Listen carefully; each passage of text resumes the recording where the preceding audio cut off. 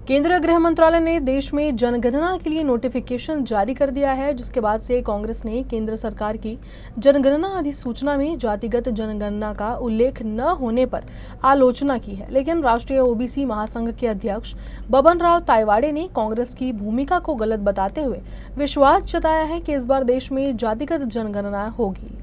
आता 19ची अधिसूचना रद्द करून 2025ची अधिसूचना काढली, ज्यामध्ये 2027मध्ये जनगणना पूर्ण करण्यात येईल अशा प्रकारचा उल्लेख केलेला आहे। आता इथे जातनिहाय जनगणनेचा जो प्रश्न आहे त्याच्यामध्ये महत्त्वाची टेक्निकल बाब अशी आहे की जातनिहाय जनगणनेला सुरुवात होण्याच्या पूर्वी किंवा जनगणनेला सुरुवात होण्याच्या पूर्वी केंद्र सरकारला 1948चा जो सेन्सस ॲक्ट आहे, जनगणना कायदा आहे, त्याच्यामध्ये अमेंडमेंट करावी लागेल आणि जातनिहाय जनगणना करण्यात येईल अशा प्रकारचा उल्लेख त्या कायद्यामध्ये करावा लागेल। याच्याकरता लोकसभा आणि राज्यसभेमध्ये बिल पास करावं लागेल।